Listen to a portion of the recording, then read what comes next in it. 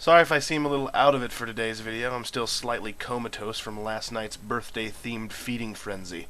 Chicken wings, chips and dip, cocktail shrimp, ribeye steak, baked potatoes, corn, dinner rolls, cake, pie, ice cream, the list goes on and on. I guess it makes sense, though, celebrating a year of someone's life by eating a year's worth of food. After consuming the obscene portions laid before me, I plopped onto a couch and more or less stared into the middle distance while I digested. You know how after you eat a truly inappropriate amount of food and you swear on your life you'll never allow food to enter your GI tract ever again?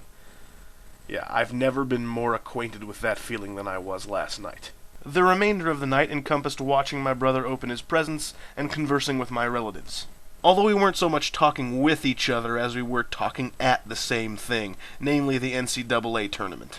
For those of you expecting a sardonic and amusingly inaccurate account of the basics of basketball like I did with football and hockey, yeah, well, I'll probably do that, if for no other reason than to have other Griff talk suggestively about cheerleaders again.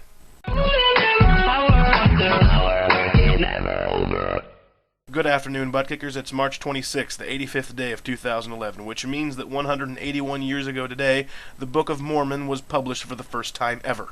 I'm not too acquainted with that particular novel, but I know that there's like this angel or something, and his name is like Moron. And there's like this Joseph dude, and Moron gives him these magic rocks or something. And then Joseph does like a ridiculous amount of meth, and then the rocks talk to him, and he writes down what they say, and the twist is, the book that he writes is the Book of Mormon. It sounds like an intriguing bit of metafiction. I might check it out sometime. The people who hand copies of it out at street corners look so happy, so the book must be pretty good, right? I mean, the book must be really good, considering it makes them happy despite the fact that they have 9 wives and 17 children apiece. I mean, the book is so good it was recently adapted into a Broadway musical by South Park creators Matt Stone and Trey Parker.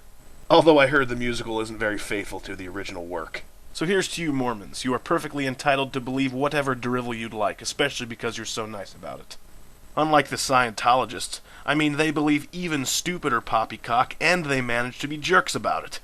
At least you Mormons hand out your eponymous book for free. Scientologists charge exorbitant amounts to grope you with magical thetan sticks. Mormonism and Scientology are classically brought up as the two goofiest religions in the civilized world, which I would make the case is a little unfair. I mean, the click-click guttural noise click tribe from southeastern Chad believe the entire universe is the bowel movement of the great god Batiki. They chant to the skies, praying that the great Batiki had a clean break, and they all wait for the end of days, ushered in by the coming of the great flush to end all flushes. I, of course, just made that up, but I'm just trying to convey through gratuitously scatological imagery that there are probably stupider religions out there than Mormonism and Scientology. Here, I think, however, is the clear difference in terms of how we butt-kickers should feel about said loopy holidays. Mormons can and have been butt-kickers, but Scientologists who subscribe to a faith only truly acquirable through 3 easy payments of $129.95 are not butt-kickers. As a matter of fact, they may even be crotch punchers, but that's for you to decide. Well, if there's a surefire way to alienate someone, it's by talking about religion, so let's see how many of you guys stuck around.